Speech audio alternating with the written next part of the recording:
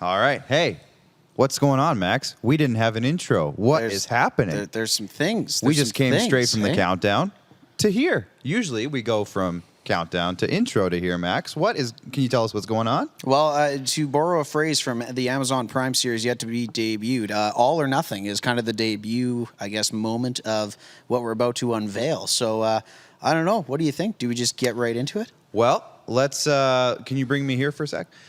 We are entering our episode 52, 52nd episode, 1 year anniversary of the show. We decided, you can see it kind of above me here. We decided to tinker with a few things. Tease, as it were. And you know what? Let's just go ahead. Jordan, why don't you roll the clips?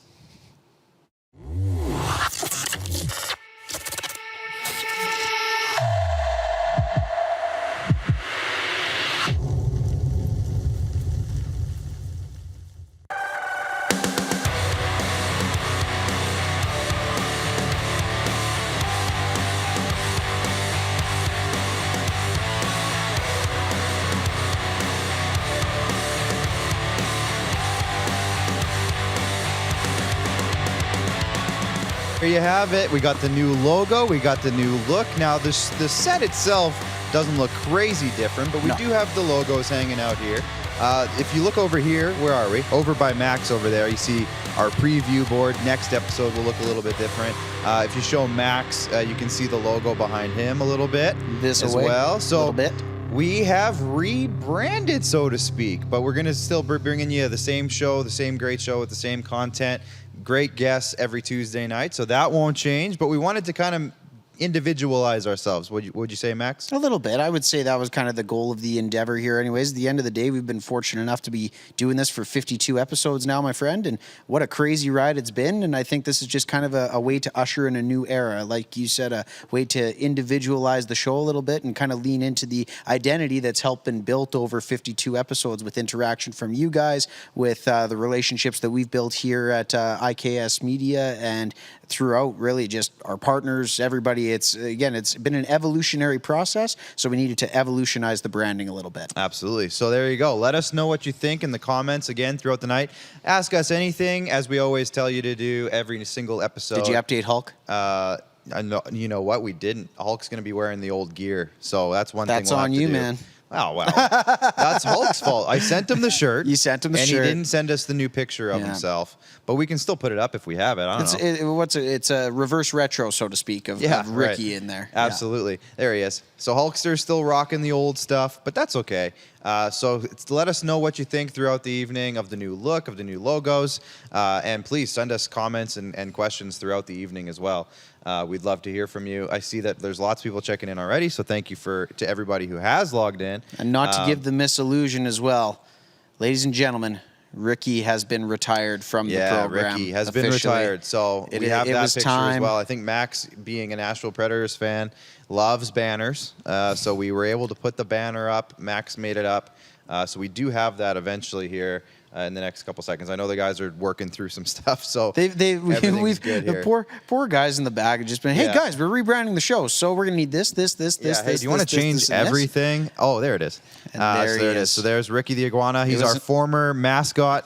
You know, kind of our center logo piece. He was our staple. And he was the day one. He was the #1 overall draft pick. And he had an illustrious career. It was a 1-year career. And he's not dead. No, Ricky the Iguana still exists. No, he's just going to get some swings in on the golf course down in Florida. That's all he's doing. We just, he's no longer in the logo, so we're putting him on the banner. We're retiring the number, and nobody's going to wear his number anymore. That's all. Exactly. Anyways, we are here. We got a lot to talk about tonight, and we will get into it very shortly. As we go here throughout the evening, we're going to be talking about all sorts of stuff with MLB on the way, lots of Blue Jay stuff where me and Max both have the game like in front of us in some capacity. I turned it off. I turned it off. Janelle Barkman saying happy birthday, my boys. Happy anniversary. So proud of you. Thank you, Janelle. You've been a big part of all of it. So thank you for being here through all of it. And she already tweeted out like, I'm going to need a new shirt. Just that. That's part of the reason we did it. Part of the talks. And yes, exactly. My dad's saying happy anniversary, gentlemen. Proud of you both. Great work. Thank you. We stuck through it. I'm just trying to open up Facebook so I can get more of the comments here. There's lots of stuff going on in the background here. Darnell Theris is checking in. Looking good, boys. Thank you, Ben Wilhelm. Congrats on the anniversary. Darnell, obviously, I mentioned him a second ago. Big reason we got here. So 100%. Thank you, Darnell, and Rockstar Supply Chain Solutions. We are presented by Rockstar. So, of course, we say thank you. They're here with us every evening. So we love having those guys on board. And Rocks is all cleaned up from his injury last week. Yeah, so I don't know, Darnell and Roxanne, if you guys are watching, did you guys see the Flamingos got taken out hard last week? Leroy and Leroy came and they brought as big a storm as the one they were stuck in when we couldn't originally have them in the studio. Yeah. But yeah, there was Rocks is okay though. He's doing all right. He's bandaged up. Unlike Christian McCaffrey, he's expected back this week. He's playing, yeah. I don't know if you guys watch wrestling, but Leroy behind the camera took Rocks into a tables, ladders, and chairs match. Backwards, Superman smashed a table or a chair. That's the only wrestling move I know is the suplex. They had a rough go, but she patched all up and she's good to go. So we're rolling. Lots of people checking in. We're going to get to the comments throughout the evening as we go here. John Ohms checking in, new look and logo. Good job, Robin Wildy. Our Uncle Robin says, pretty sweet, guys. John O'Flynn says, is my man Jordan Blodgett on it this fine episode 52? Oh, yeah, he is. He's doing more than enough tonight. He's doing some big work. Jackson Seal, good question. Clark, when's the last time you wore shoes? On the SquadCast, I think it's been like 7 months. Yeah, I was going to say, are you getting to the point where it's back to wearing closed-toed seasons? I might wear shoes to work and then switch out into sandals for the show. It's kind of a vibe. That's a bold strategy, Cotton. I've worn shoes though in the last couple months weeks because it has gotten a little chillier and you're doing some outdoor stuff. So yeah, no. It was a fantastic day out in Regina, Saskatchewan today though. It was a beautiful Emery day. Wolf says Leroy behind the camera is the worst Leroy. Yes. Yeah. Well, let's not get too harsh here. The integral one, they're both pretty good. Builds and distributes the content. Yeah, he's pretty important. Spatial awareness. It's a thing. We are up on Twitter now. We're up on Twitter. There's some issues with Twitter. Twitter just switched to how they live broadcast video. So, anyways, we might have some issues with that throughout the evening. But we are. It says we're up. So, anyways, that's always a good thing. Yeah, it's always a good thing when you aim to go live and you're live. We'll go with that. Let's get to the script, Max. Top of the order here. We're going to get into our first order of business. The Blue Jays have activated Hyun-Jin Ryu, and he started tonight against the Yankees. He did okay. You know what? He did okay. He got through 5 innings. They've made a pitching change here now. The Jays are losing currently 3-2. They also activated Kevin Biggio, who's a guy who's been honestly, as much as the Jays have been able to deal without him in the lineup, having him available to them as a left-handed bat is also real nice to have, without a doubt. And a utility infielder, et cetera, et cetera. He's not a bad guy to have on the bench at least, or at least at your disposal. And it looks like he's finally kind of getting healthy again. So that's good to see. I don't know if you have anything else to say about that, Max. With 6 games remaining on the schedule, obviously every game matters now. Just really happy to see the other birds doing some work against the Red Sox right now. The Orioles holding a 3-2 lead. That's the thing, though.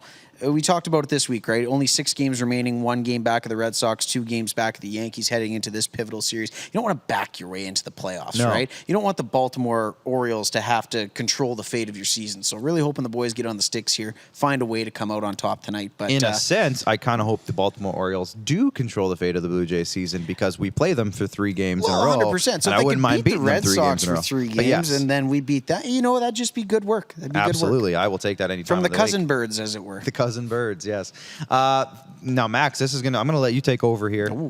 Phillip Forsberg, obviously star left winger of the Nashville Predators, has come out and basically, I'm kind of starting to get tired of this, not storyline, but the way reporters frame this every year with every single guy who has 1 year on his contract. They go in, they ask the guy straight up, do you want to resign here? And the guy's like, what do you want me to say? I'll resign here, but it's a business. And that's basically the answer every single time. So, I mean, I don't know, Max. You're the guy on the ground in Nashville, kind of. Never been there, but would love to. So Phillip Forsberg, the mustache hero, what do you got on him? Because I know he's a big part of the team right now. You know what? You kind of phrased it perfectly of just how reporters set up the questions. Basically, the tale of the tape here is that on ESPN 102.5 The Game, a station in Nashville that covers the Predators pretty in depth, I would say, they had an interview with him, right? Standard kind of preseason interview. The players are getting their rounds in, going about their, I guess, preseason media obligations, as it were. And yeah, he's got 1 year left on his deal. The questions are going to come up, but again, the phrasing of the questions and the vagueness of his answers really lended, I guess, the story to be that he doesn't necessarily want to sign long-term in Nashville. I don't know how much I'm going to read into that on September 28th before the season's even begun and the puck's been even dropped. So obviously it's a bit of a transition year in Nashville. He's a forward in the prime years of his career, or I guess the new prime being 22, 23, 24. Maybe he's in the latter years of his prime, but regardless, he's still a young forward who is more than capable of some dynamic offensive things. And one of those situations where the Predators, I'm sure, would like to get him locked up, but as you alluded to earlier, Clark, it's a business. The numbers got to be right. The situation's got to be right. By all accounts, he's done nothing but be a very good Nashville Predator for a number of years now since they acquired him in that illustrious trade in exchange for Martin Erat and I believe Michael Latta. Didn't exactly go on to have the biggest career after, but Phillip Forsberg is a very integral part of this Nashville Predators team, and as they head into a window of competitive-ishness is what I'm going to be phrasing it as, it's going to be interesting to see if David Poile finds a way to re-sign him, because another longtime Pred, another valuable Pred, Matthias Ekholm, is also in need of a contract. So there's a couple of guys there that are key pieces that you'd like to hold on to through this aggressive retooling, this competitive-ish period, see them out on the other side. I see them as foundational pieces that you got to find a way to build around these young guys. And again, the guys that have been there, done that before, would love to see him locked up. We'll see if it happens.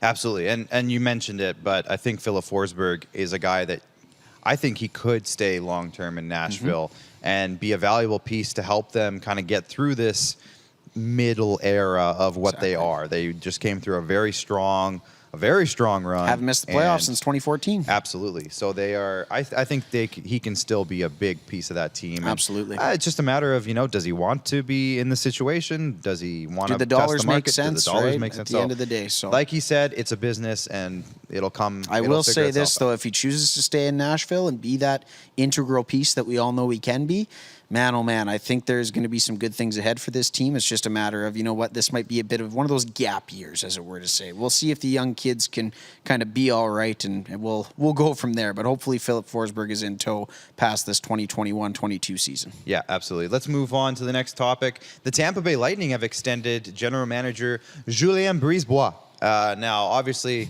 Brisebois was the GM of note for the last two Stanley Cups. He was the assistant GM as they built this team to where it is behind Steve Yzerman, of course.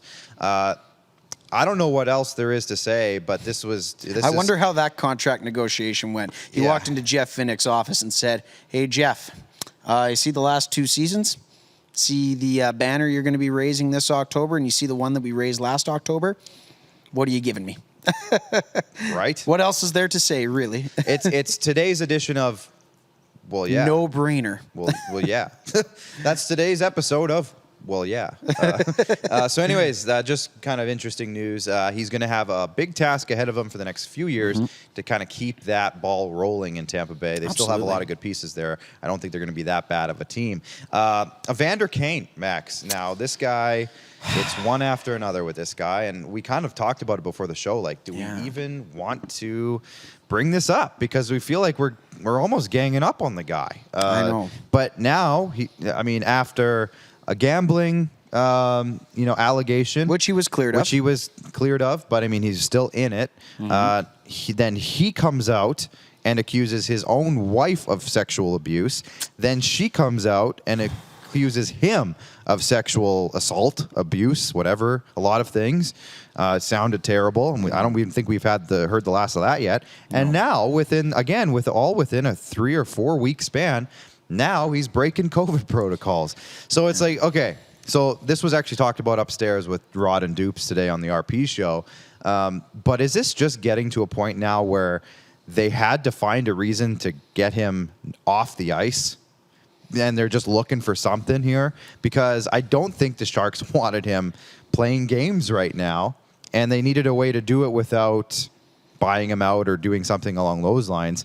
But again, it kind of feels like, are we just jumping on him because he's an easy target now? Like, it almost feels like that. You know what? I've tried to adopt a new mantra these days, and this doesn't make very good sports talk, but I don't like commenting on stuff anymore that I am not educated about. I saw the headline. It sucks to see that he's in the headline once again for some negative things. I would love it to be for the guy that we know that can score 30 and 30 in the NHL. Led his team in scoring last year. Exactly. Just in spite of all of this thing, this has been a year-plus long thing with Evander Kane, and again, he still goes out and shows that he can be a fantastic hockey player, which again, when serious matters like this come up, hockey is completely secondary. However, man, at the end of the day, we're kind of at the point with Evander where it's let it play out. Unfortunately, it's seemingly looking like he's going to be a guy where negative headlines follow him for the rest of his career, should he still have a career in the NHL.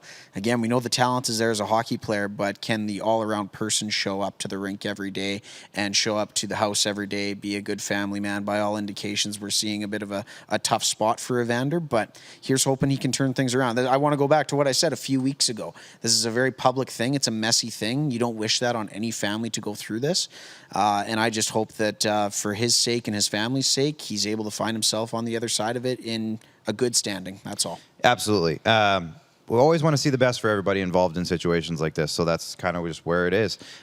Week 4 NFL news, one of the biggest upcoming events, let's call it. Tom Brady returns to Foxborough to face his old team, the New England Patriots, his old coach, Bill Belichick, and everybody's talking about this. This is going to be the marquee matchup of the week, even if it's not the marquee matchup of the week. This is it.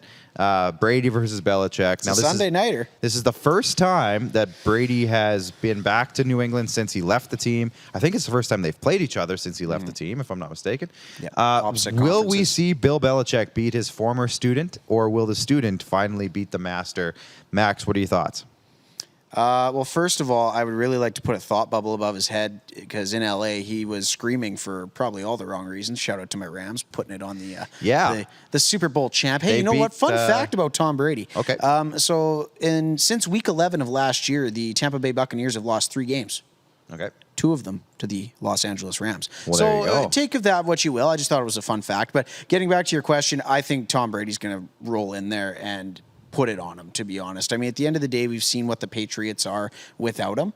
Obviously, it's been a tumultuous time on both sides of the field for them, right? They had some players sit out in the COVID season last year, which really hampered what they were able to accomplish, and they still won 7 games with Cam Newton under center. Mac Jones seems to be a guy. I really like what he's bringing to the table in terms of his first 3 NFL starts. In fact, in terms of rookie starting quarterbacks, I would arguably say he is probably up there, if not the second best. I wouldn't even know who I'd put ahead of him. I'm trying to think. Trevor Lawrence has thrown for a lot of yards, but he's also thrown a lot of picks in that time. Yeah. So Mac Jones is definitely the future. He's a reason to believe, but I think there's going to be a lot of people out there to go watch Tom Brady, not necessarily the New England Patriots. And for what he did for that franchise, at the end of the day, I kind of hope he licks him up. I really do. It was a bit of a public, messy split in the sports landscape. And at the end of the day, I got no reason not to root for Tom. And I think it's going to happen. I'm going to predict this is probably a 3 or 4 score win. I really think that. I kind of hope so. I think Tom Brady's going to go out. And just the way Bill Belichick has kind of acted since Tom's departure of it's my system. I can win with anybody. It doesn't matter who I have on the roster. I can do it. That's pretty good.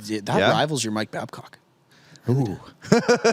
I should do a video of Babcock and Belichick having a conversation. Yeah, so go back to Bill. Sorry, I didn't mean to cut you off. No, but just, he's kind of been that my system is all that matters and anyone who goes in my system will win. Hasn't necessarily been the case, and I kind of hope Tom Brady comes in and kind of smacks him around a little bit. I think it's going to happen. Just saying. I'm picking the spread. Our buddy Myron, our Toronto Blue Jays on-field reporter, is checking in, in-stadium reporter. He says, "Congratulations, Max, Clark, and the drummers in the back on the first, hopefully many years." Now he says the drummers in the back because he knows that every time they have to say something, they smash the wall or That's whatever. a true fanalist to the show right now, there. That's a guy that picks up on the secondary signs. Now that was actually one of the big drummers was producer Allen when he was here. That's right.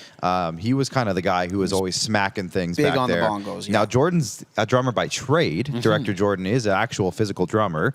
Rolf, I don't know. Can you smack a drum around? Nope. Apparently not. Or he's smacking buttons around right now. Either trying to make sure our pictures are up on time. that or they're not paying attention. There he is. I heard him now. John Ohm's just saying Evander Kane is a mess. I actually don't know what to think anymore about his actions. I think he might be done. Yeah, we'll see about that. But yeah, anyways. Look at this interesting segue. Viewer Aaron Matthews watching on Facebook says, what do you guys think of the Pats' new third jerseys? I think they're fire. Hey, let's bring it up. We're going to literally talk about it next. We're going from Patriots to Regina Pats. Patriots to Pats, yeah. Now, these were announced just the other day. I got an inside look at these a couple days early. Did you? Because I was helping out with the Pats, their game day stuff the last couple days. And on Sunday, we actually got to see their new promo video that Max, I think as a hype video lover, I think you're going to be pumped when you see it. Very excited to see it. So anyways, I got to see that, and they feature this jersey heavily in the video. So I was able to see it the other day. Here's Connor Bedard wearing it. Again, it's that bold red jersey with the military chevron on the arm, the Pats on the shoulder, and obviously the Princess Patricia's Canadian Light Infantry logo. What am I saying? I don't know, man. You're slow. Why is slogan in my head? Logan. Logo. So Logan. Whew. Slogo. The PPCLI logo on the chest, of course. And so that's obviously with their roots. The reason they're called the Regina Pats, for anyone who doesn't know, is they're named after the Princess Patricia's Pats, Canadian Light Infantry. And they were around in World War I. They've been around for a really long time. So that's why the Pats are the Pats. There's a little history lesson for you. So this jersey, and as a Max, did you know I used to work with the Pats a few years ago? I was no. Really? Yeah. No, please tell me. This jersey actually dates back to my time there. It was actually the designs for this kind of started getting rolling. They wanted to make a all red alternate jersey with the PPCLI logo somehow involved, and that was very close to one of the designs that was kind of being tossed around when I was there. So, anyways, as a jersey enthusiast, I give it a passing grade. Yeah. Emery Wolf is saying, what did Dante do to throw his game notes over the ledge? So, fun story. The Regina Pats were playing the Moose Jaw Warriors the other night in Regina. Dante DeCaria, who I think we have to have on the show at some point. He's the new voice of the Regina Pats. For sure. He got so excited near the end of the game, like 3 minutes left or something in the third period. He did something. He was flailing his arms or something. He knocked his game notes over the ledge onto the crowd.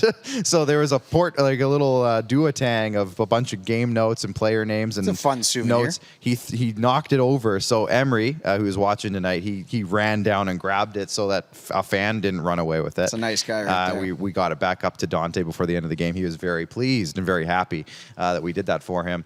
Robin Wildy says, the Pats' new hype video, I'm guessing, is probably 98% Connor Bedard and 2% the rest of the team.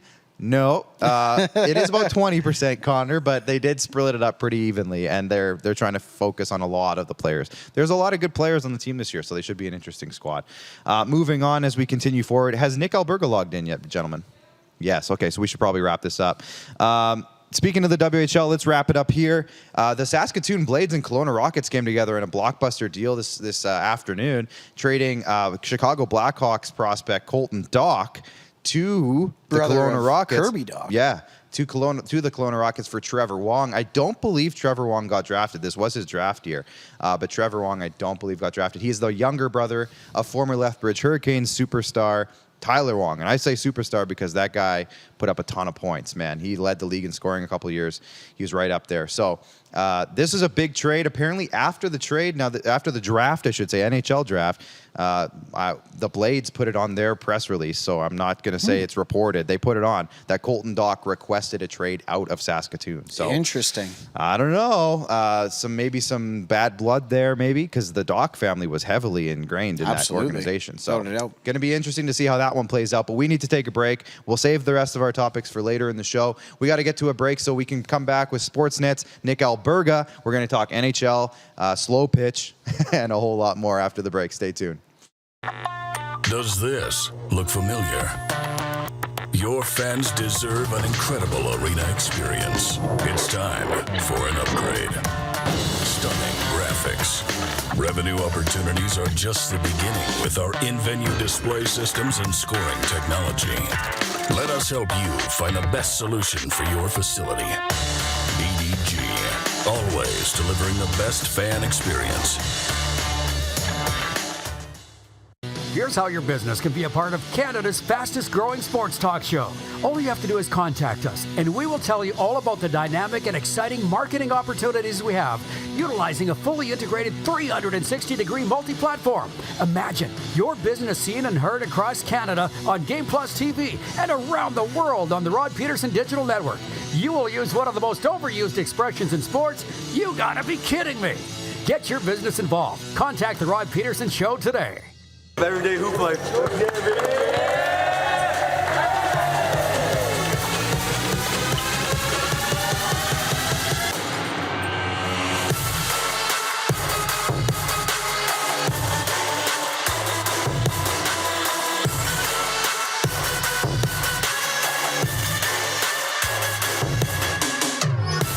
Is it time to take your event online? Bring it to IKS Live. We've got a fully customized virtual event platform with remote guest support for your next fundraiser, talk show, conference, performance, and more.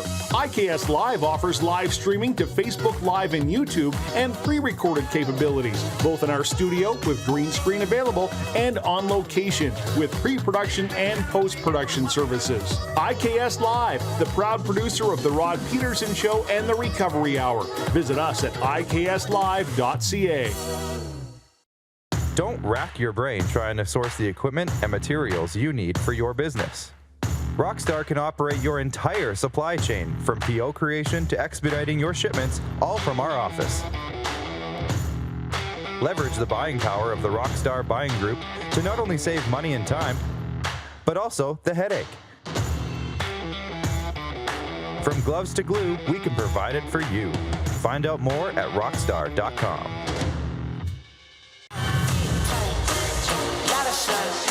Smoky in the air, that's a lot of fun.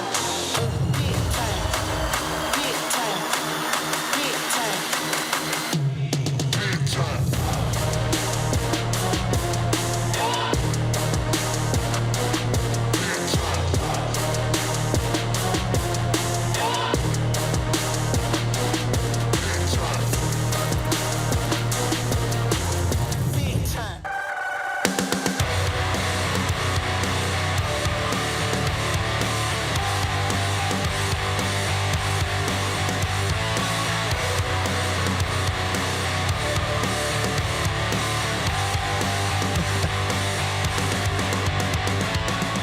Oh, Max is just like, so we changed the intro song today as like our part of our new rebranding. And Max all afternoon has just been like headbanging to this song. He's a big fan. So Might have had something to do with the selection. yeah, well, you part of the process, yeah. Part of the process. Let's check in with our guest to see what he thinks of the new intro, Max. Our next guest is an all-around let's check into there we go. Our next guest is an all-around all-star when it comes to talking about all things NHL, and he's got the shirt that we sent him on. Look at this. That's our now, man. Nick, Of course. this was one of our first guests on the show, so we figured we had to bring him back for our big one-year special. So back to help us celebrate that with the NHL season looming on the horizon. Let's chat. Nick Alberga from Sportsnet. How's it going, man? Thanks for jumping on tonight. Boys, I'm fantastic. Happy birthday, and my apologies. The bigger plan was to pop out of a cake for you, but I have no budget for that right now. Totally understandable. Absolutely. In a birthday suit, too. Oh, man. You know what, Nick, we're going to have to cancel this. Let's try again next For the time. clicks, hey? I like it. I like it. Anyways, Nick, you've been a busy guy lately because I know every time I asked you to come on the last couple of weeks, you said you had slow pitch. So can you tell me what happened with your slow pitch league? So we ended up losing in the semifinals of the playoffs to a team. There's always a team that can be in the league, and we lost to that team. But I absolutely raked in the postseason. I think I was 13 for 17. Took me a while to find my stride, hit the batting cages a bit in July. But there's always that team in the league that shouldn't be in your league. And everybody out there watching and listening knows this. Anything you play, there's always a couple teams that shouldn't be in the league. They should be higher, but they're not, and they always end up winning. Well, maybe the Blue Jays could sign you up because they could use some run support right now. They're down 3-2. Look, what is that? Bottom of 6, it looks like. Max's little iPad's on here. I'm trying to watch it from like 6 feet away, and it's not exactly big in my view. But before we get to, we're going to jump right into the NHL talk, Nick. But before we get into some team previews, there's a couple real intriguing restricted free agent talks that you're probably sick of talking about, honestly. But there's 2 big ones. We got Brady Tkachuk in Ottawa, and we got the Pettersson and Hughes saga in Vancouver. Just out of the 2, I won't say, what are you hearing, what's going on with those, but what one would you be more worried about if you're a fan base?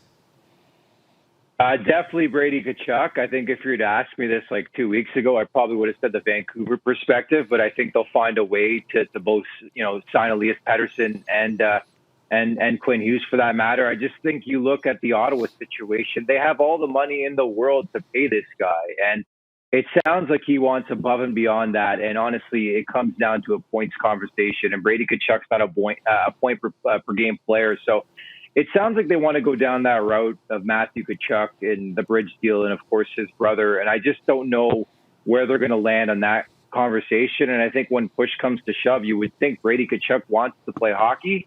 And I wonder if they start to push a bit of an offer sheet here. I'd love to see it at least.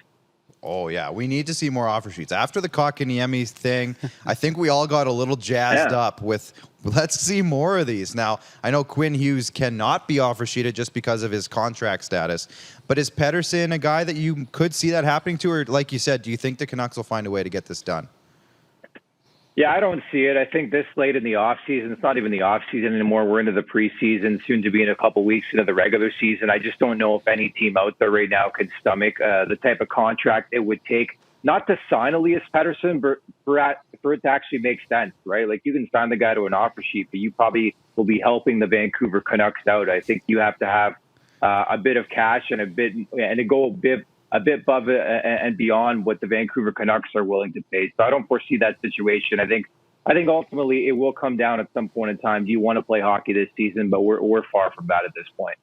Well, I tell you what, Nick, going from a couple of guys that are needing some contracts anyways to a team that isn't in the news terribly often, but I wanted to point out a tweet that you had made recently about endorsement of my man Phillip the Stash Forsberg, and you fully endorsing him going into his contract season. Today, obviously, there was a highly publicized review anywhere, I guess an interview in Nashville circles, putting his future with the team seriously in doubt.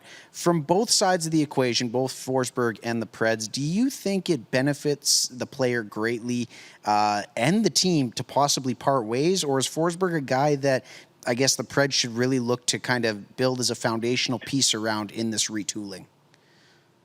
It all depends on what he's looking for. And, considering the market and the direction it's gone in recent memory, I just don't know if it's going to make sense from a Nashville perspective, especially the way they're going, right? Like, I honestly feel like they're still a team caught in the middle and they have no clue what they're doing in terms of should we rebuild, should we retool, what word are we going to use? But you're not winning anything with Ryan Johansson and Matthew Shane up the middle. I'm sorry to be snarky about it, but it's truth. And I think they have to find a way to shed themselves of a couple contracts that just have not worked out in their favor and move on. And I think it'll be interesting to document as the season goes on, because I do prognosticate a big-time season for Phillip Forsberg.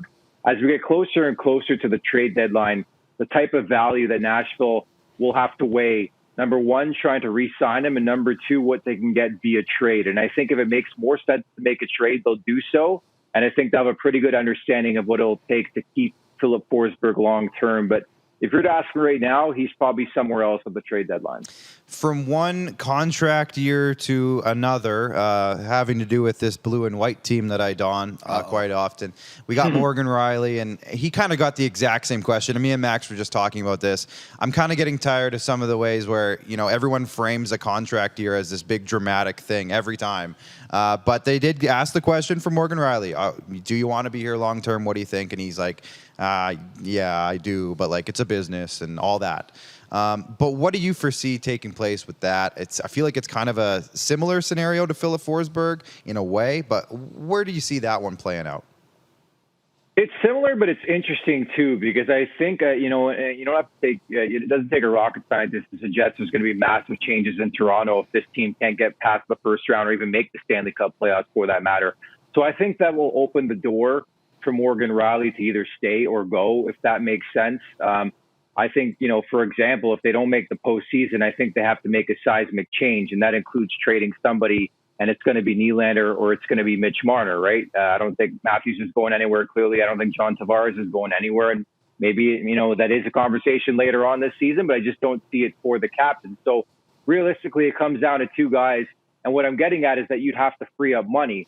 I think the Morgan Rielly camp has to be over the moon with, the direction of some of these contracts for defensemen here in the offseason. Granted, they're younger, but still, he's an upper echelon type puck-moving defenseman, and that pays in this day and age, in this market, even in the COVID era. So I think if he's willing to take a big-time pay cut and a haircut, which I wouldn't do, I don't know about you guys, regardless of about the organization and the team that drafted me, I think he'll seriously consider both avenues. But ultimately, I could see it coming down to a Zach Hyman type situation where just the money is too rich somewhere else. And just from a Toronto perspective, they've stuck to their plan of paying the big four. And until they make a decision with one of those guys or a couple of those guys, their hands are pretty much tied.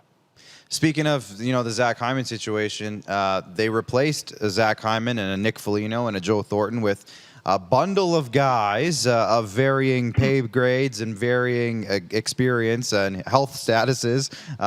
Do you like what they did to replace the forward group with some new blood this offseason? Well, like's an interesting word because their hands were tied. Again, getting back to that conversation, there just wasn't enough money to go around and fix this team and overhaul this team. There's a big reason why they lost Zach Hyman. So obviously they were stripped of their strength, if you want to call it that, on the left side, specifically losing Hyman. That's big for this team. He just meant so much, especially the exposure and the attachment to Austin Matthews and Mitch Marner. I think they did well in a couple of value deals, namely a guy like Michael Bunting, who comes by way, he's a bit older, comes by way of the Arizona Coyotes, and I think there's a relationship already there with Kyle Dubas. I think he'll certainly be a guy who will chip in now and again. I can't go out there and say like he's going to stick on that line all season long, but I think he's a good depth guy to add, and certainly a guy who'll have an opportunity on a wing. Nick Ritchie's another interesting guy. I just don't know from a speed point of view if he can stick with Austin Matthews and Mitch Marner on the line. We'll see how long that lasts. But that's pretty much, again, what you're going to see with this organization in this current configuration when you're paying those big four in this dead cap era in excess of $40 million. You're going to have to find these plug and play guys and hope you strike the jackpot. Very similar to how they felt with Ilya Mikheyev through his first season, not so much the last couple of years. They got to find a way to get him scoring some goals, because it's one thing to be all over the puck and hounding the puck, and I think he's been great in the forecheck and the PK and everything, but he's got to start controlling this team. It's guys like that who need to elevate their offense if this team has a legitimate shot this season. So, Nick, I've followed you on Twitter for a while now. I've noticed that you are a big fan, or I guess an advocate, rather, of the quote-unquote phrase, someone make a trade. I haven't seen it in a few days. Has he tweeted that before? Once or twice. Oh, okay. I've picked up on it once or twice.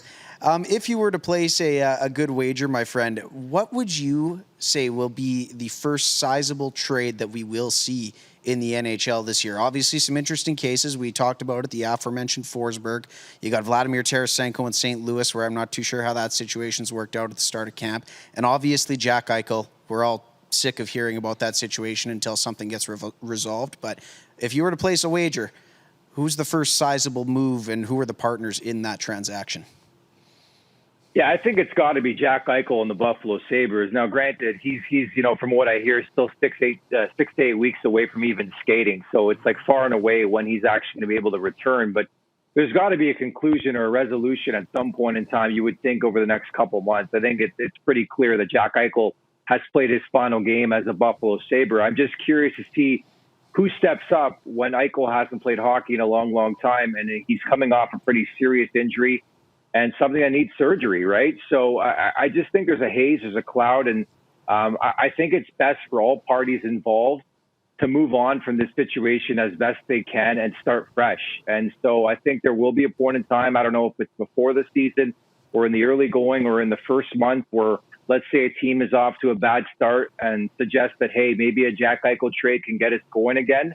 I think that's when the conversation will start to pick up a bit. But to answer your question, I think it's Jack Eichel, just because there has to be a resolution in my world one way or another here. The Jared McCann era has started in Seattle. And obviously they had a big offseason considering they just started their entire franchise and they added all of the players ever in franchise history this offseason. But what do you think about how they handled the draft overall? You don't have to get into the nitty-gritties. Or how do you think they did overall in the offseason? Do you think they've set themselves up to push for a playoff spot in that Pacific Division? Look, this is not a cop-out, but I still think it's significantly early to make an assessment, and I understand what you're asking me. I think in general, in my world at least, they've done pretty well. I think it was quite clear, knowing what we did about Ron Francis as a GM in this league and as an executive.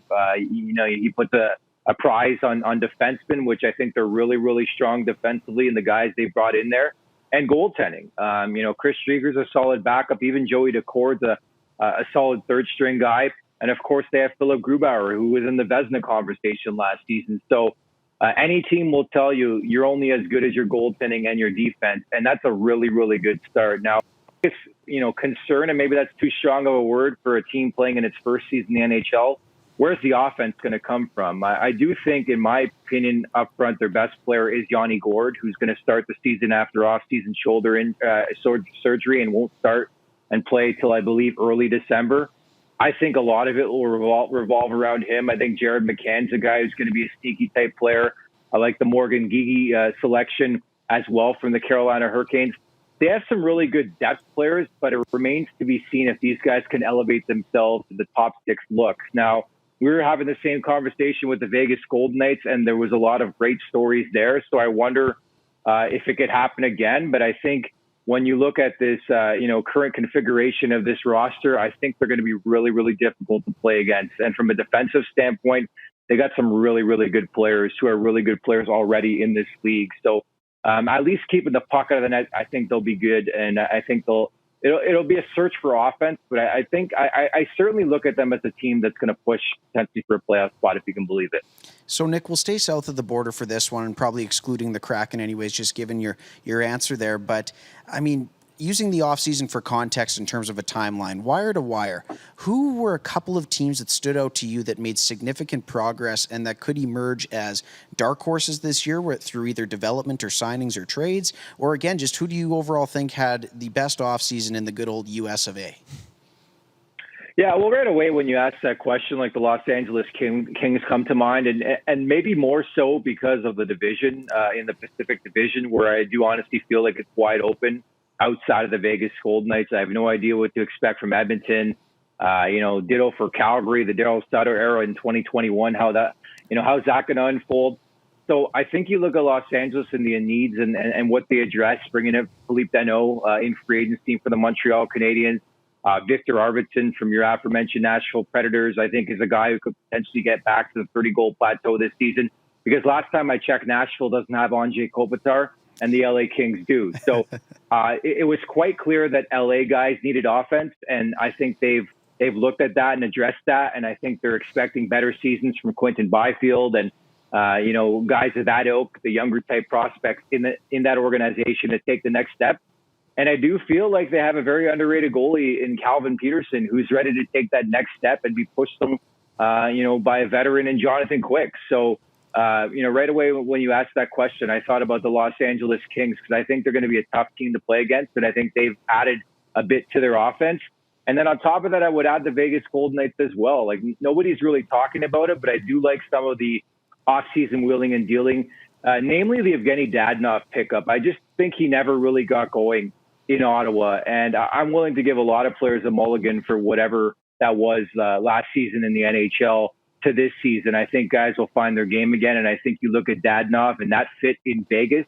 Another team that's been goal-starved, ironically enough, because they're such a juggernaut, but in the playoffs they just failed to provide offense. I think Dadonov's going to be end up being a really, really big acquisition for the Vegas Golden Knights.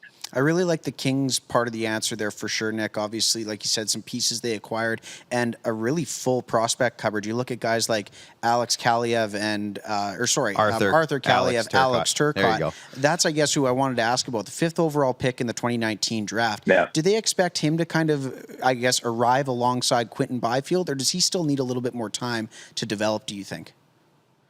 Well, Kaliev's a guy I actually watched quite a bit in the Ontario Hockey League. We saw what he did at the World Junior, and I just think they're looking, and the key word for them is progression, right? Even with a guy like Gabe Vilardi, I think health is first and foremost, but he's another guy who they think obviously really, really highly of. So I think there is opportunity for the youngsters. I know I joke a lot with Dennis Bernstein of the fourth period, who's out in Los Angeles, about playing the kids. And I think it's important for LA not to lose sight of that. I know Drew Doughty came out over the last couple of weeks and wants to get back into the Stanley Cup playoffs, but they can't risk and mortgage the future because their top player wants to win right away. I think it's got to be a natural progression and a process, if you want to call it that. I think the hope is the expectation that some of these kids can make the leap. It doesn't necessarily have to be right out of training camp, but I think the hope is over the first couple months of the season, a guy like Kaliev can find his way into that Los Angeles Kings lineup. But having said that, I know from talking to a couple people out there's just a couple of players that are sort of bubble guys like Martin Burke, who I think they're going to have a look at first before they throw these kids in there. I think it's important to be looking long-term with these kids rather than short-term. AHL hardest shot winner Martin Firk? Is that who you're talking about? Yeah. Yeah. So, Nick, one of the big storylines that's going to happen midway through this season is the Olympics. We've talked about it a couple times on this show. I'm sure you've talked about it on your various appearances. What do you think? Where are we at with that? Has there been an official that they're going? Do you know if that's the case? And why is China the favorites to win the whole thing? Who said that? Me. No, they're in a division with Canada and the States. I don't know. It's going to be interesting. Because I heard whispers the other day that they're thinking about, and we won't find out anytime soon, but Norway could go in for China because who's going to, last I heard, China hasn't played an organized game in like 2 years. Like, who really wants to tune in for Canada to beat them 26-0, right? Yeah. What a home run by Giancarlo Stanton, by the way. 3-run shot for the New York Yankees. Oh, I'm on a delay. Spoiler alert, Nick. Sorry, guys. But yeah, it's going to be interesting from that aspect. I do feel like they'll go. Obviously, a lot of this is contingent on COVID and the direction it goes throughout this world over the next couple months. But from my understanding, there's a deal in place, and now we're just going to wait and see as we get closer and closer. But you even look at the finer points and the fact that the NHL has carved out, 17 days in their schedule not to have NHL hockey. You start to wonder if this thing's going to actually be a go, which is really, really interesting. And I'll add to the fact that they're going to go ahead with an all-star weekend as well, which I think is fascinating too. Yeah, that was Giancarlo Stanton just dug that out of the dirt and hit it into the third deck at Rogers Center. He's been on fire. $396 million a year. He probably should be doing that. Well, Max, I think you're up here. Yeah, absolutely. So, Nick, from, I guess, the real ice to the fictional ice, Clark and I had some fun a few weeks ago here on this program, and we did a fictional hockey player draft anyways, and your name came up as somebody who could probably be the architect of a pretty good fictional hockey squad. So take a minute here. So, we're talking movies. Yeah. We're talking TV. Cartoons, books, whatever. Fictional. But not real. Yeah. So, like Miracle, those guys, they're real, so they don't count. But that's typically the definition any of the fictional ones. Yeah. Well, I just want to make sure we're clear on the standards. Either way, Nick, who's your starting lineup? Goaltender, 2 defensemen, or 1, and your starting line? So apologies, a lot of this will come from the Mighty Ducks because those 3 are my favorite movies of all time. But I think my starting goalie has to be Julie the Cat Gaffney. It goes without saying. She was incredible. I can't believe Goldberg was a starting goalie for as long as he was. I think a sniper and Gunnar Stahl's got to be on my roster. Very, very underrated. The guy can absolutely snipe. I need some leadership in a guy like Charlie Conway. Adding to that, Reggie Dunlop's certainly a guy who's got to be in my conversation as well from Slapshot. I'm trying to think off the top of my head some other. I think Adam Banks too. Like, there's got to be a lot of Ducks because I'll be honest. Like, I'm a big time Ducks guy, and those are my 3 favorite movies. And so a lot of these questions have been asked to me before, and I always range back to the conversation of having a majority of Ducks players on my roster. Who are some guys you brought up? Well, Dave Carlson, Killer Carlson was a defenseman. The defensemen were a tough conversation because in a lot of the movies, the defensemen are just like big lumbering dudes that learn how to skate. Like that's the storyline for a lot of them. There was a couple guys I think we converted into defensemen in our drafts. I think like the Tooth Fairy, Dwayne The Rock Johnson in the Tooth Fairy. I don't know if he's a forward or a defenseman, but we put him on D. How about Doug Glatt? Doug Glatt, he's a guy. Yeah. Who's the other guy from Ross Ray? Ross Ray, is that his name? Yep. Ross the Boss Ray. So we talked about some of those guys. Jacques Lecoq Grande in net from the Love Guru, that. right? Pop-Tart with the ketchup. Yeah, Darren Roanoke from the Love Guru. So there's a lot of different guys. But what did you think of the new Duck series? I'm sure you watched it. I did, and I'm probably in the minority. I liked it a lot. Like, I don't know, just the nostalgic playbacks, and I thought it was rather unfortunate that it took place during COVID, and from my understanding, they couldn't get a lot of the Ducks back because of the COVID situation, but it was really, really nostalgic for me. When I tell you I watched the Ducks a billion times growing up, I'm not kidding. For example, for my birthday this year, I got a framed poster of Mighty Ducks D2. Like, I'm obsessed with these movies, so it was really, really nostalgic for me. I liked it a lot. Well, we got some Ducks paraphernalia on the set, and I know that's kind of where back, the origins of the show came from, for sure. Yeah, that definitely had a part of it. All right, Nick, we're going to let you go catch the end of the Jays game, but before we do, you got to give us your Stanley Cup favorites. Let's get an East and a West. Who you liking as of? I know, again, I know you copped out earlier on the Kraken, but let's go. Yeah. As of today, we totally understand that it's probably going to change throughout the season, but as of today, who you got? Okay, I'm just looking at the screen here, obviously, but like Vegas is a team you have to include in the conversation. I don't know about Robin Lehner as the number one. There's nobody to push him, and Laurent Brossoit is going to be the backup there. I think obviously the Colorado Avalanche have to be in a top 3 list, and I think until they lose, Tampa's in that conversation. I know they're cop-out answers, so I'll throw one more at you in the Eastern Conference as well. How about my New York Islanders, right? Like, I think if they can add another player, maybe a la Phillip Forsberg, I think that could put that team over the top. So there's 4 for you. Yeah, you were going to ask about Chara. I was about to ask about Zdeno Chara and why he was the tipping piece towards the Stanley Cup for your New York Islanders. New York Islanders, yeah. You know what the interesting thing about, to wrap with Chara is, like, the guy's been an expert cross-checker for a long, long period of time, and they're cracking down on cross-checking this season. How is that going to impact the game of Zdeno Chara is my question. Yeah, I feel like he's got enough range where he could just take one hand off the stick and just go with like a couple double fists, just kind of like caress, like give it the old linebacker treatment tackle in the NFL. Offensive lineman. Last I checked, the old Brian McCabe ragdoll. Exactly, 100%. Nick, thanks so much for hanging out. We will get you on again during the season and get some updated thoughts on those favorites as we go. And have a great night. Enjoy the rest of the Jays game. Hopefully they can come back here, and we'll talk again soon. Thanks a ton, Nick. Thanks, guys. My pleasure. Take care. Go Preds. Absolutely. There you go. That, of course, was Nick Alberga. He's been on a few times now, helping us celebrate 1 year as we get the rebrand going on here at the studio.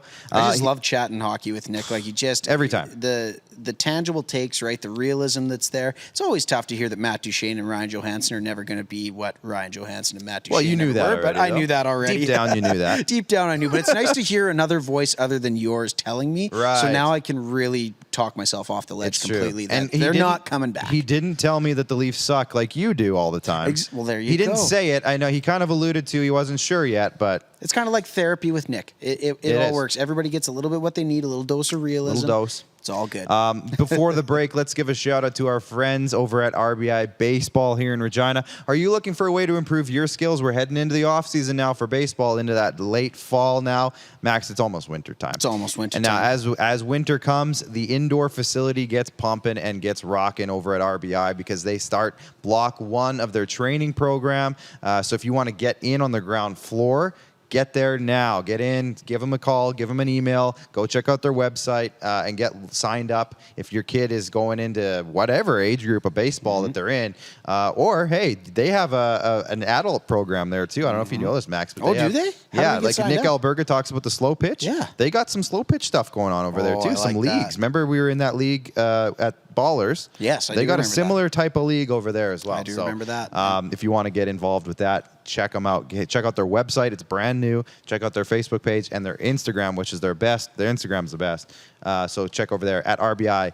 They rise above the rest. Now we're going to hit a quick break. In that, Ooh, a little bit. We hit that pregame pizza's really hitting all the right ways. Eh? We're going to hit a break. When we come back, Sportsnet's Andy McNamara. We keep the Sportsnet rolling. Andy McNamara is joining us after the break. We're talking fantasy football. We'll see what else comes up because there's a lot he's got going on. So we'll see you in about 2.5 minutes. Does this look familiar? Your fans deserve an incredible arena experience. It's time for an upgrade. Stunning graphics.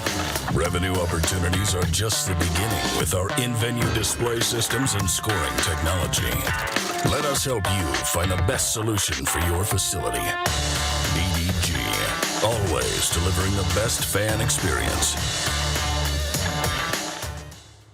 Here's how your business can be a part of Canada's fastest growing sports talk show. All you have to do is contact us, and we will tell you all about the dynamic and exciting marketing opportunities we have, utilizing a fully integrated 360-degree multi-platform. Imagine your business seen and heard across Canada on Game Plus TV and around the world on the Rod Peterson Digital Network. You will use one of the most overused expressions in sports. You gotta be kidding me. Get your business involved. Contact the Rod Peterson Show today. Everyday hoop life.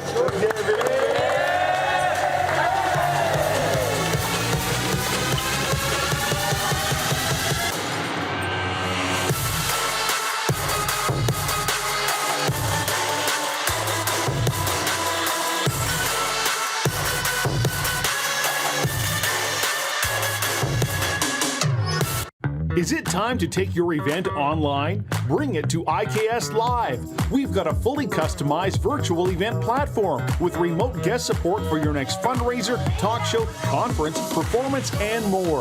IKS Live offers live streaming to Facebook Live and YouTube and pre-recorded capabilities, both in our studio with green screen available and on location with pre-production and post-production services. IKS Live, the proud producer of The Rod Peterson Show and The Recovery Hour. Visit us at ikslive.ca.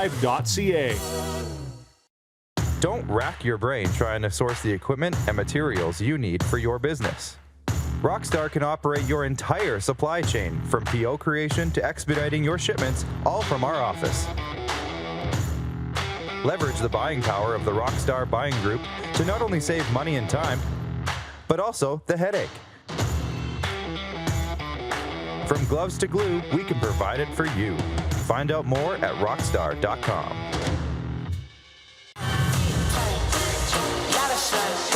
Smoky in the air, that's a lot of fun. Big time, big time, big time, big time. Big time.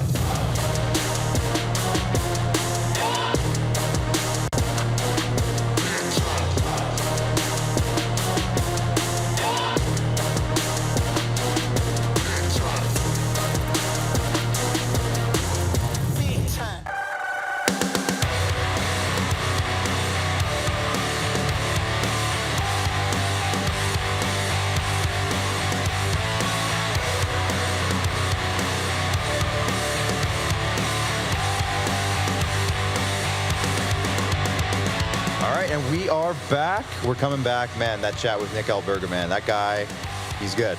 He's good. Unlike your Leafs, he never disappoints. I mean, well, geez, man, you always just love to just crush me. Hey, man, at 12 months Leaf chirping season, it's always a thing. It'll always be a thing. Fair enough. And we're going to another guy who just crushes all the time. And we have a few topics to get to with this guy. And we're heading back to the Toronto area. We got Andy McNamara joining us from Sportsnet. Now, Andy is a Browns fan, as you can see.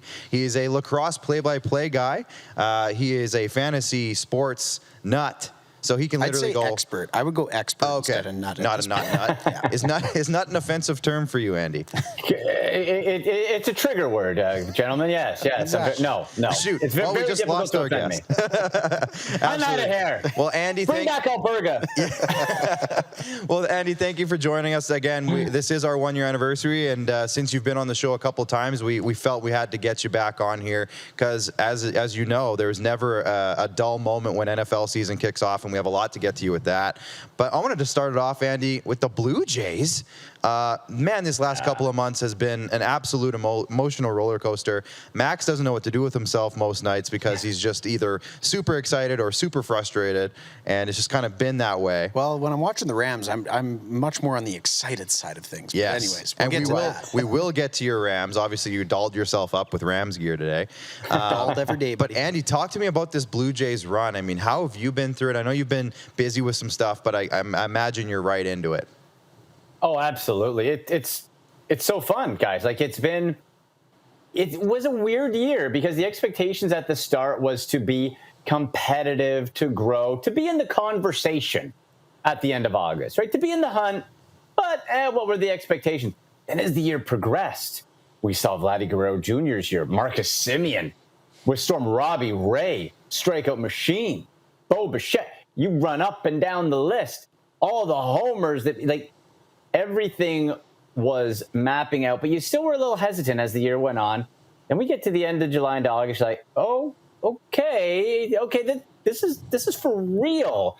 And now it's just like, let's go. You got the Yankee series. Like it comes down. If you're a fan, you want your team to have put itself in the conversation to make the playoffs. If not a dominant one, to be right there. The Blue Jays control their own fate.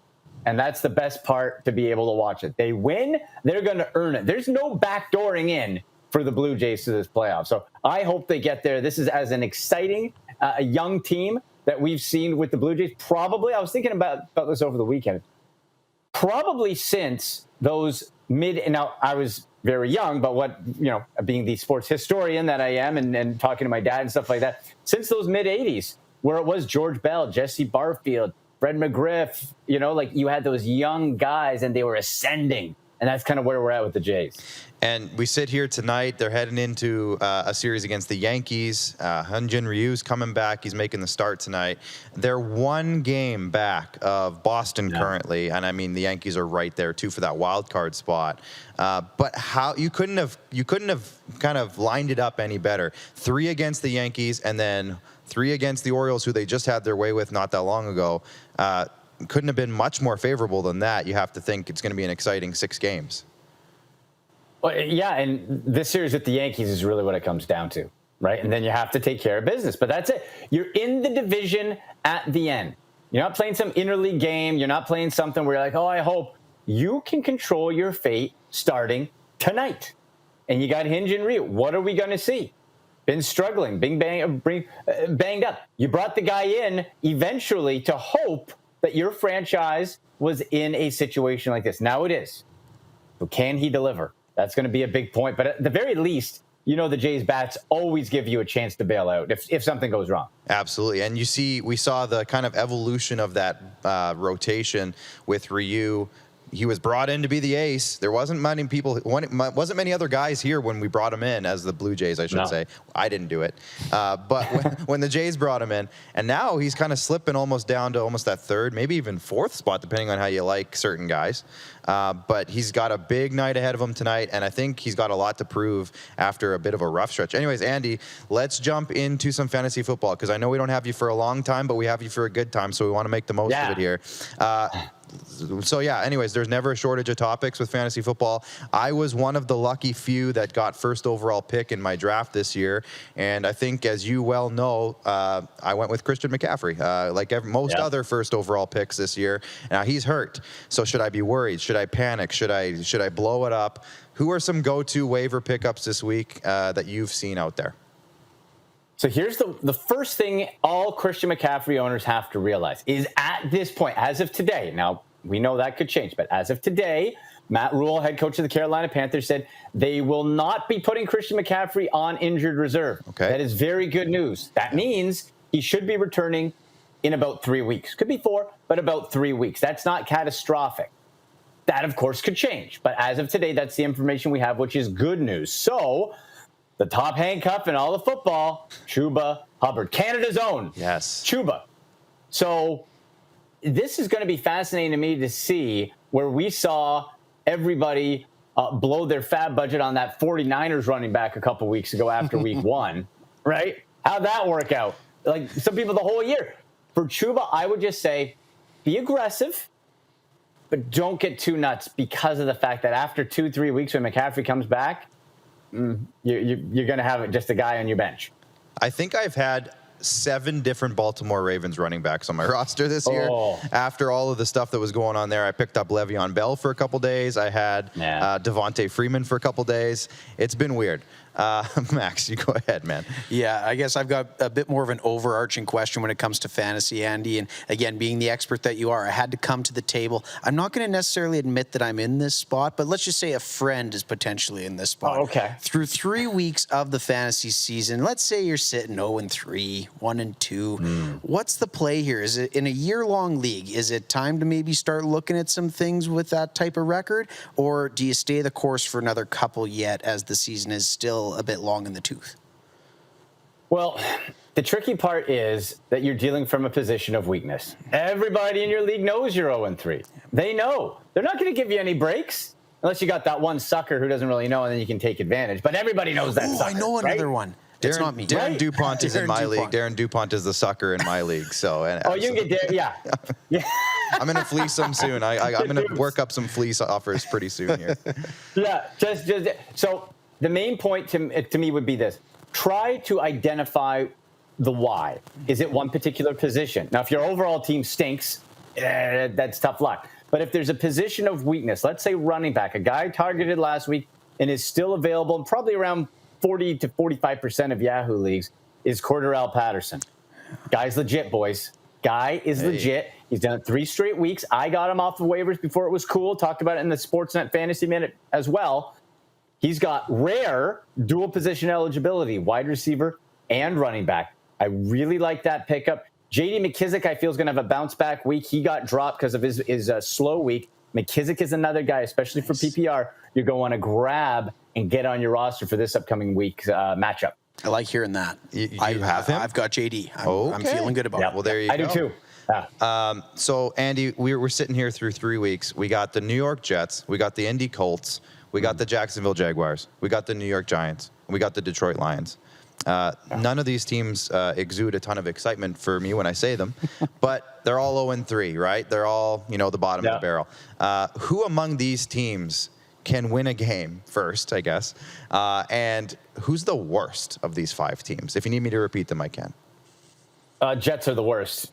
I even if you didn't say the names, I would just say Jets are the worst. just awful. And the thing is, I like Robert Saleh. I like the organization. I like how they're building. Maybe it's just a really bad first year. Like, I'm not blaming the coaches here. This isn't the Adam Gase situation, who was just a nightmare.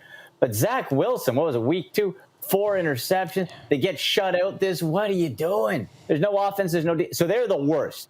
I think the Detroit Lions have been snake bitten, and they're better than that 0-3 record. Like, you're telling me that non-call on Lamar Jackson for the clock hitting 0 for 2 seconds, and then Tucker boots the longest field goal literally in NFL history, and that's how the Lions lose. That's just hard luck if you're a Lions fan. That's really too bad. This team is better than their record. I like the efficiency of Jared Goff. I love TJ Hawkinson. I love DeAndre Swift, and Jamal Williams is somebody as well as a bench depth guy who has proven some standalone flex value, and at the very worst, a high-end handcuff if something happens to Swift. There are pieces here.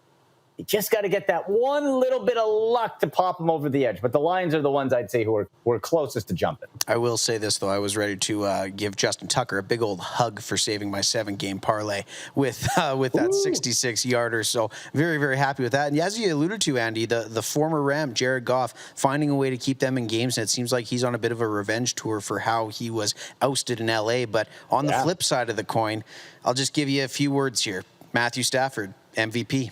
Got thoughts?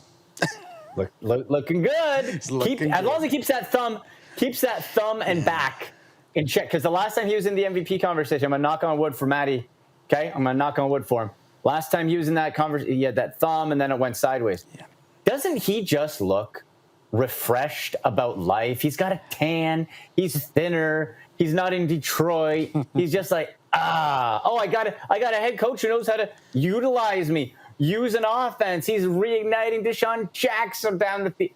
This is a team to be reckoned with. And I got Matthew Stafford on one of my fantasy teams at I think my third or fourth last pick, like late in the draft. Yeah.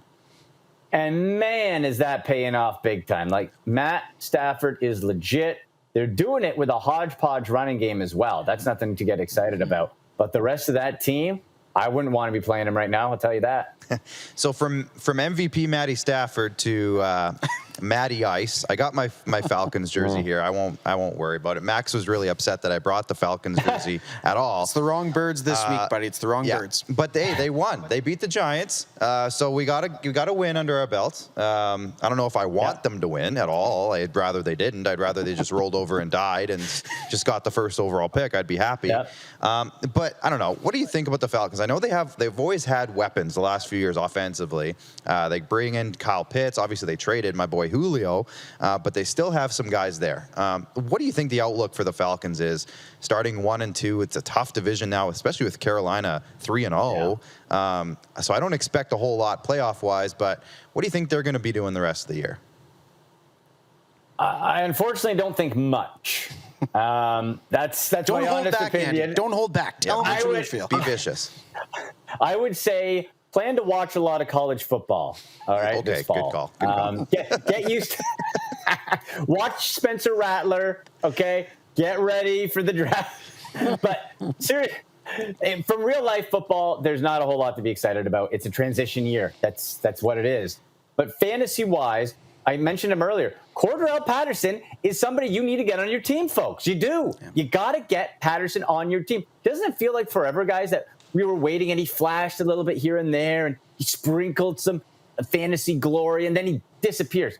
I think he's here. I think he's got a role. The opportunity's presented himself with Mike Davis because Davis not an exciting back, not a dynamic back, and you can use Patterson in both roles and really slide him out. I'm disappointed in the production from Pitt so far. I'm still a believer in him that he's going to be a stud. He's only 20 years old, people. Remember that. He's only 20. So I think there are some definite building blocks, but the structure above is crumbling. Do you think that we're getting into trade talks now, physical trades, not fantasy trades. Do you think that Matt Ryan is a guy who by the trade deadline, which is always, again, as hockey fans, we're used to the trade deadline being late in the year, but football, it's early. Do you think that he's a guy that could get moved? Like, is there a team out there that would say, all right, we'll bring in a Matt Ryan? Team out there bringing a Matt Ryan. I'm trying to think as to who would be because really, if you're getting Matt Ryan, you're getting him to win now. Right. So you're getting him to go right now. Without there being a catastrophic injury, I'd say no. Like, the only way I see that happening or making sense, like, you wouldn't be bringing him in to just the middle of the road. If you're bringing in Matt Ryan, who still, I still feel Matt Ryan has it. Matt Ryan can be a upper echelon quarterback in the National Football League. He just needs a better environment. So until there's a team or something happens, then maybe you go down. I was going to say maybe the Denver Broncos, but you got Teddy Bridgewater who's looking hot there. So I don't think you need to do that. So I'd say right now, not really. But as we know, that can change with one play. Well, the Chiefs are 1-2. Maybe they'll look to change up quarterback. Get rid of that Mahomes guy. The $500 million investment. What a bum. What a bum.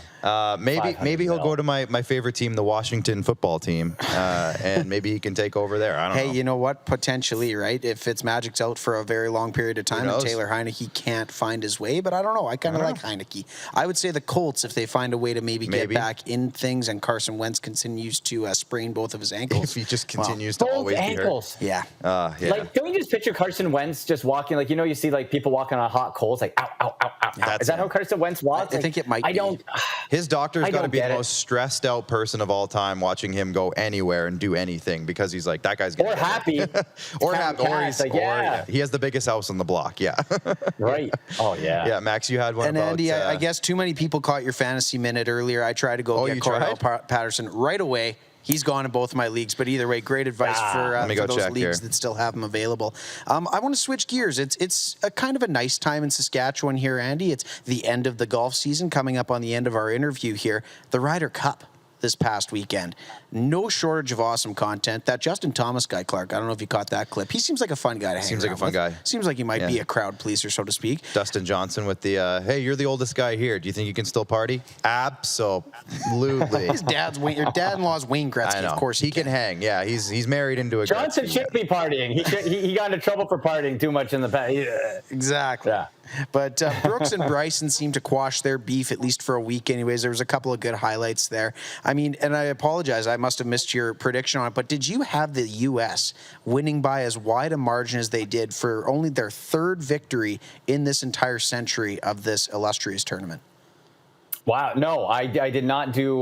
When it hits football season, I'm pretty much on fantasy minutes. Fair enough. Just football with a little bit of baseball. Mm-hmm. So I didn't know it was that long in between victories for that. That's wild. U.S. is stacked, obviously, right? Mm-hmm. So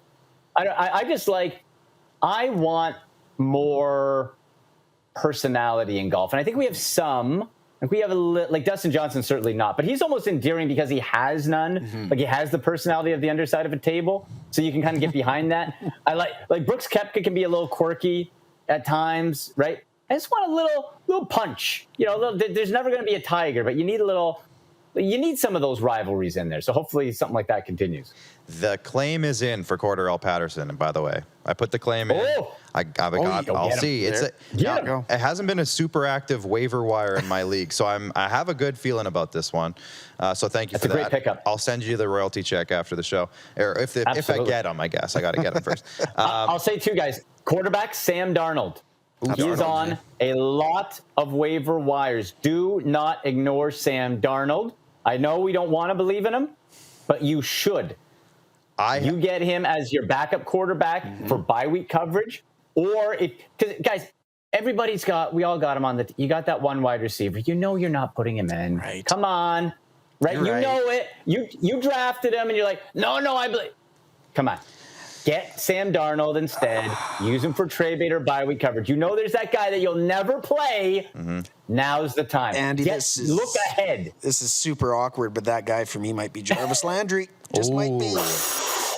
He's on the IR. Exactly. Keep him on the IR for now. Keep Juice on the IR. I will. Keep Juice on the IR. So, Andy, you kind of mentioned fantasy football and everything. You do a little bit of baseball. But the one thing I want to hear you tell us a little bit more about before we let you go is UFFS, Ultimate Franchise Fantasy Sports. Now, you're big into the football, but I know you're big into the whole thing. So, for those who don't know what this is, you gave me a crash course because you were right here where we're sitting just a few weeks ago.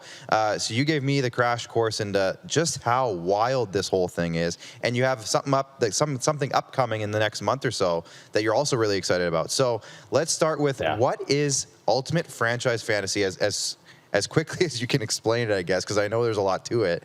But what is it, and what's coming up on the horizon here? Yeah, well, I'm the head of football operations, guys, for the whole platform, and it started with hockey, and it's just grown, and we call it professional fantasy sports because it's the highest stakes with the most on the line, mirroring real life sports. So whichever sport you're going to. So for football specifically, the Ultimate Fantasy American Football League, UFAFL, 32 teams, 53-man roster. This is mirroring, and people are like, that's complicated. I'm like, yeah, it is. That's because you're having teams selling for six figures. That's why it's complicated. It's the best. It's for people who think, I could run an NFL team. Oh, yeah? Psh, let's go. See what you got.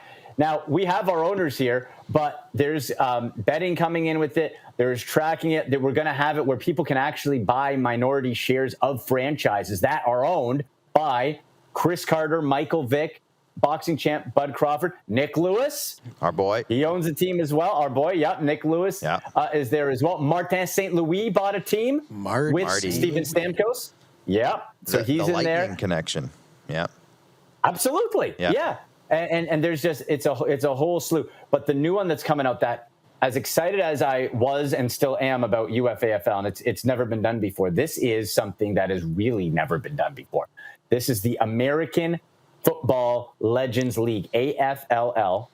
It's coming up, the auction, October 20th to 22nd. And guys, on the 22nd, I'm going to be hosting a show live from the Pro Football Hall of Fame with my guy Eric Metcalf, and we're going to be selling off franchises in what I feel is an easier way to explain the whole thing, because it's going to be based off of video game simulation, where we're going to actually air and broadcast the video game side of this. So you could have Chris Carter doing commentary on Chris Carter playing in the game, right?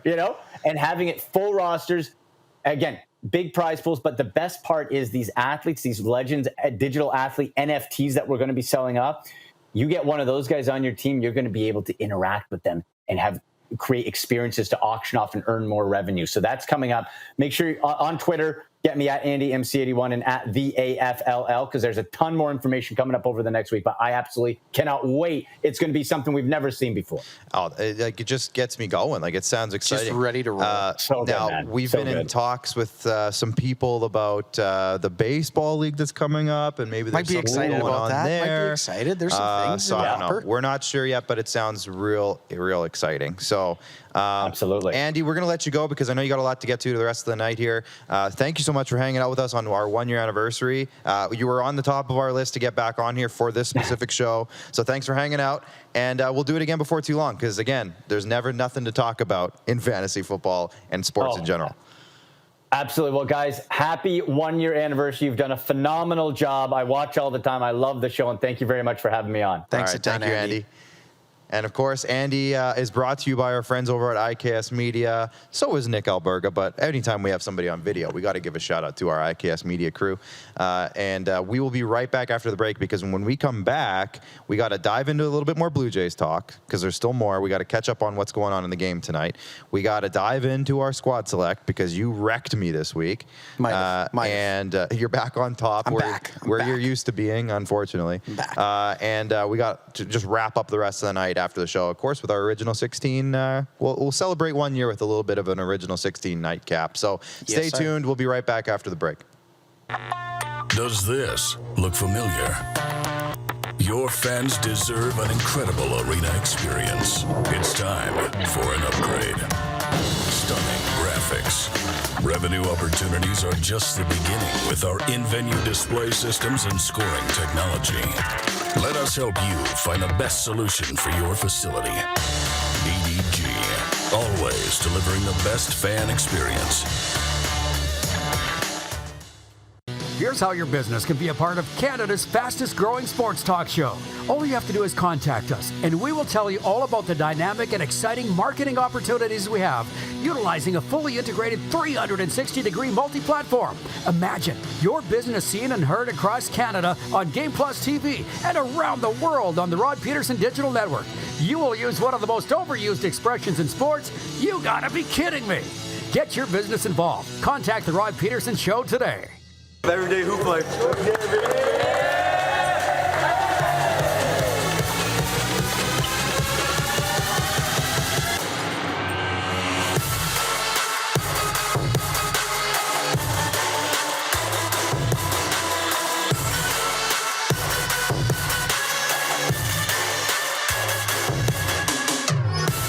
Is it time to take your event online? Bring it to IKS Live. We've got a fully customized virtual event platform with remote guest support for your next fundraiser, talk show, conference, performance, and more.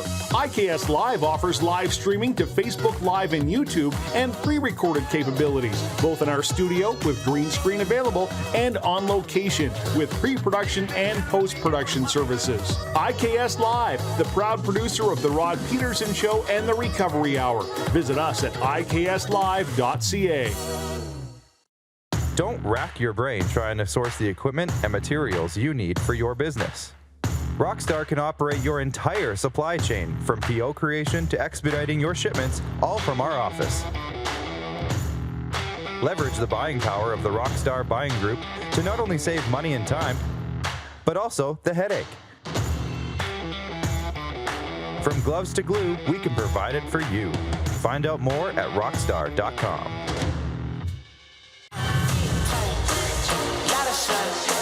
Smoky in the air, that's a lot of pie. Big time, big time, big time.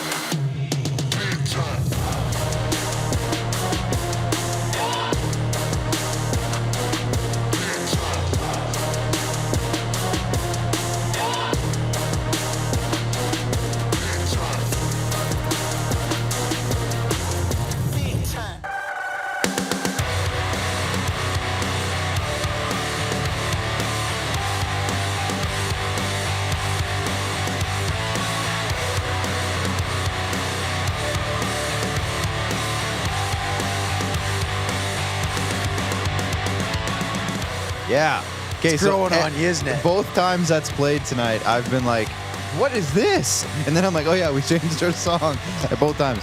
And it's growing on me, but as I said, I'm glad we picked the non-lyrical version of the song. Because it equated way too much to it wasn't your even, sports teams? It wasn't even necessarily what the words were. I like the instrumental version better for what it is. It's good. It fits great. Yeah, it's Director great. Jordan just nailing it on all fronts. Thank you to those who are still tuned in. I know it's getting late in the night, so we won't keep you too much longer. If you guys don't mind, if you are watching on Facebook or on YouTube, give us a share.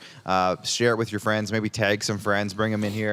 We got a few minutes left. We're going to talk about our NFL picks in just a sec. We do have our Bluebird block, but with tonight's Bluebird block, we're basically just going to talk about tonight's game against the Yankees and kind of what's going on with the Jays situation right now. There's not a ton to talk about. The only things we mentioned earlier, Hyun-Jin Ryu is back and he started tonight's game. He did okay. I don't think he had that bad of an outing. Four and 2/3, I think, or 4 1/3. You'd like more out of your $20 million ace in time of year where things are on the line. But when he left the game, I think it was only 2-1, 2-2. I don't think he was doing too bad. So you got Ryu with 4 1/3, 6 hits, 3 runs, 1 walk. 3 runs. And Okay, 3 so it was Ks. 3-2 when he left the game. Okay, Still so not great. not ideal, but I mean, yeah, it could have Bats been have a to lot get worse. going too. Like it's At the end of the can't go day, silent right now. 3 hits. They just got an out here, so there's 2 outs now in the top of the 9th. Is it now? Something top of the like 9th. that. This one's a tough one. Hey, but good news. Baltimore won tonight. The good news, as you were saying, Max, Baltimore beat the Red Sox tonight. So the Blue Jays didn't lose ground on the Red Sox, but they needed to gain ground on the Yankees to get ahead of them. If we were to equate this to a game of golf, this is like hole 12, and you shank your drive to the right. This is your mulligan. This is your mulligan tonight for the Toronto Blue Jays. Well, so hopefully they got 2 more games here against the Yankees. I feel like we were talking about, I think it's going to be Robbie Ray and maybe Barrios is going to start the other game, I think. So that's going to be, they need a couple of wins against the Yankees if they want to have a good chance here the rest of the way. They got to win 4 out of 6 to give themselves a chance. Yeah, they've got to do it. There's no tiptoeing around it. They've got to have a good stretch of baseball to end the year here if they want to get in. Kevin Biggio, I think I said as well earlier in the show, is also back from injury, so that's good news for the remainder of the season, but he doesn't have that much time to make an impact. Hopefully he does make an impact. So we'll see how that goes the rest of the way. Another pop-up here, it looks like. So there's going to be 2 outs now in the top of the 9th. So unless the Jays have a massive bottom of the 9th, which they've done before. They're capable of. We won't count them out yet. Yeah, we'll see how that goes. Anyways, I think that's kind of going to do it for me anyways. Do you have anything else you want to add about the Jays right now? Not terribly. I've said what I need to say. Like I said, they need to have a good stretch of games here to end the year. They got to find it on the sticks, and on the hill, the starters are going to have to carry the load. It looks like it's one of those things where it's just would have liked it to go a little bit better tonight. However, Baltimore does us a favor. Let's see what happens tomorrow night. That's why you play 162. Oh yeah, depending on how this all goes. And the Mariners have to lose. Next week's episode. Now we were just talking about who we're going to get on next week. Next week's episode might depend on if the Jays are in that wild card game. We've kind of made the conscious decision as a show. We're gonna knock on wood though as we say this for sure. Yeah, reach it. There you go. Yeah. As a show, if they get to the wild card game on the 2nd of October, I believe, which is next week. We will be not having a show on Tuesday. Nope. We're going to cancel the show, or for obvious reasons. We're going to do a live stream in some other way, but we're not going to be doing a show. We're going to be watching the Jays. Just going to tell you now. We're not superstitious, but we are a little stitious. Yeah. So anyways, just so you're aware, that might be happening next week. Let's get into our Squad Select segment. If you guys can bring up the results from last week. Sounds good. We just posted them today because we had a busy couple of days between the two of us, and we honestly, it slipped. So here's last week. This is week 3. The battle game of the week was the Bucks-Rams. Max got the Rams. He won that. I had the Raiders and the Bills who won, but the Steelers and the Seahawks both lost. So I was 2-3 on the week. Max went 5-0. Max won all 5 games. Had a weekend. You had a great weekend. So we got week 4 here. Max, what do we want to do for the battle game honestly, of the I haven't week? even looked ahead to week 4 at the moment. I know I'm looking at Rams it are playing now. The Cards. That's about it. Rams and Cardinals honestly could be a pretty good option. Or we take the Thursday nighter toilet bowl. Or that, and we just pick Just winners. kidding. Joe Burrow's good. Chad Isaac, it's fine. I mean, the Bengals yeah. will be okay. Hey, they beat the Steelers. So do you want to go Cardinals-Rams battle game? Or do you want to go toilet bowl Thursday? I think that'd actually kind of be funny. Be funny, but like Seahawks and Niners isn't a bad one either. That's a pretty good Anything one. in the NFC West this year is just a good battle Yeah, game. that's a pretty good one. Steelers and Packers, I don't know. Has Aaron Rodgers separated himself enough to Yeah, I don't know. make that Hard the to heavy say. favorite? Broncos and Ravens. It's a pretty good Battle one. of teams that I think it's got to be Cardinals-Rams. All right. Do you want to take All right. Rams, or do you want to go against your team this week? Well, I can't pick. I'm picking first. Yeah, you're picking first. So let's see how much confidence you have. You know there's only one choice to make here. Okay, I'm going to go with the Rams. Yeah. figured so. But that's going to be at the end, obviously. So we'll wait because I have to make my picks first. We'll go with the battle game last. That's right. So I'm going to go with my first pick of the week. And I just saw it. Where did it go? I'm going to go with the Bills over the Texans. Bills over Texans. Bills over Texans is my pick number one for this Buffalo week. Bills. Nobody circles the wagons like the Nope. Buffalo Bills. No, that's true. They circled a lot of wagons last week against the Oh, there's Washington some wagon football circling. team. Yeah. Okay, sorry, I just got to set this up here. We've got Clark Max. Oh, while you get yours, I'm going to get the Great Western All Original 16 nightcap. Yes. Just pull one, good sir. Oh, you're still doing the thing? Well, yeah, typically breaks go a little. It's just the alcohol contents. I think we're gonna take a minute. We'll take a hard minute. Just sit right there. Yep, just sit right there. Yep. Tell you how I became the prince of a town called Bel Air. That's a good reference. I like that reference. Appreciate hey, they're it. rebooting that series, by the way. That looks very What? interesting. Yes. They just announced the cast for it a couple weeks ago. Original 16, Look as sharp. it's behind my shoulder here. Original 16. I got the. I have the lemon Saskatoon berry hard seltzer here tonight. Always refreshing. Always delicious. Hey, you stole Tim Hortons' line. Is that? Don't cross promote with other slow logos. Slogans. Don't Logans. Logans. Yeah. Logans and slogans. Committed to quality. Great Western Brewery. There you go. Good work. You tightened it up. Good stuff. Okay, who are you picking, Max? This is You're an delaying automatic for me. I think Darren DuPont, the man upstairs, his Tennessee Titans over the lowly New York Jets. I don't know. Zach Wilson just doesn't seem to have it figured out quite yet in this league. This is a defense where he easily could figure it out with the Titans, but yeah, I don't know. I think Tannehill and Henry are only going to continue to get stronger with A.J. Brown and Julio in tow. Too many offensive weapons. I think this is a blowout. I think I might be even taking them to cover the spread in this game easily. There you go. All But right. every time I do that, the Jets always find a way. So we'll see. But I will take them. I'll take the Titans to win. They didn't for find sure. a way at all last week. You got a shutout on that one. No. I'm going to go with it's a good week this week. There's a few interesting things going on.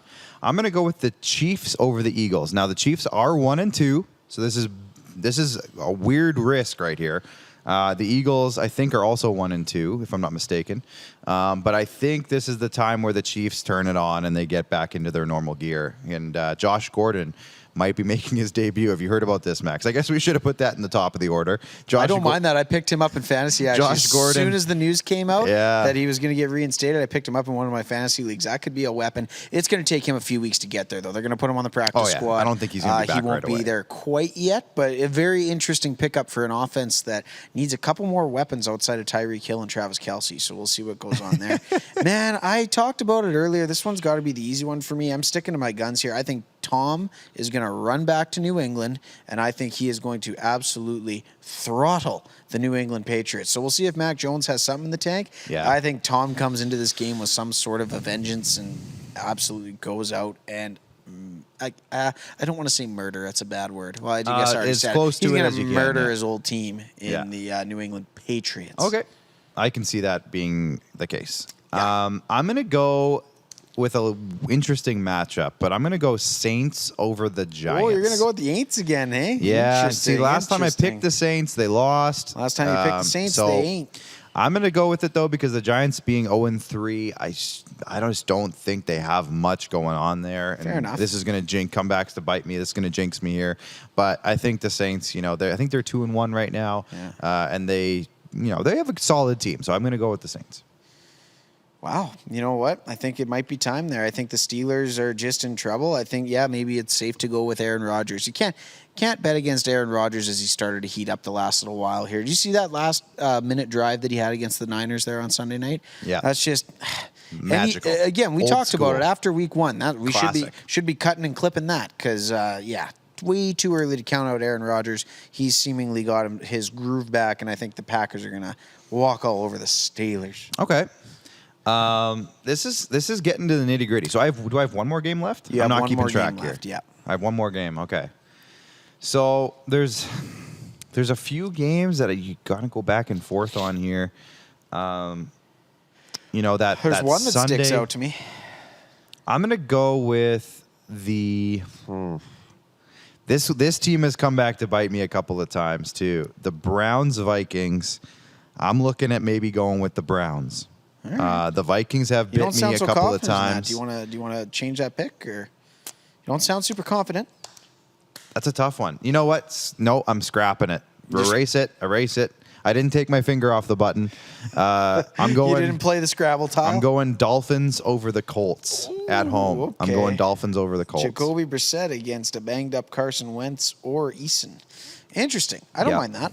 I I'll don't see mind what that happens. at all. See what happens at home. Colts are weird right now. We'll see. I got a couple of buddies who are Denver Broncos fans, and they're not going to be very happy with what I have to say if they tune into the program here tonight. But I think this is the biggest facade of a 3-0 football team that I've ever seen. You know who they played? Yes. Do you know who they played, Clark? Yeah. The Giants, the Jags, and who's the third team? Are you talking about the Broncos? I'm talking about the Broncos. The Jets. The Jets? Was it the three teams that are just awful? Just awful. Yeah, just awful. And I think that, say what you will about the Detroit Lions. Yeah, they should have won that game. Well, Marquise Hollywood Brown dropped 2 to 3 touchdown passes that were in his hands. That game could have been a 2-score game. I think the Ravens are going to go into Denver and maybe expose these boys a little bit. I would I think may so. be eating my words a little bit, but again, I like betting on quarterbacks that Yeah. are game changing, and I'm not going to count on Lamar to only put up 19 points 2 weeks in a row. Yeah. 16 because Justin Tucker did. That was a game I was looking at for sure. But I think, I was looking at the that. Broncos are just at 3-0 against those teams. I think it's all right. They're gonna hit a real football team now. Yeah. It's gonna be interesting, I think. But I think the Ravens are gonna win that one. Maybe it'll be another nail biter, but Yeah. I'd give them 4 or 5 points for sure. Around the league, the Seahawks 49ers, that's going to be a good game, like you said. Raiders Chargers is probably going to be a solid game on Monday night. We talked about Can't the believe you Panthers stuck me and with the Cowboys. Cards. The Panthers Cowboys. You know what? I'll switch with you if you want. Yes, deal. I'll take taking the that. Cardinals. Taking it. You I've take taken the Cardinals a couple times. That's another fraudulent team. Kyler Murray's gotten a lot of luck these last few weeks. Well, I think it's going to keep rolling. Let's do it.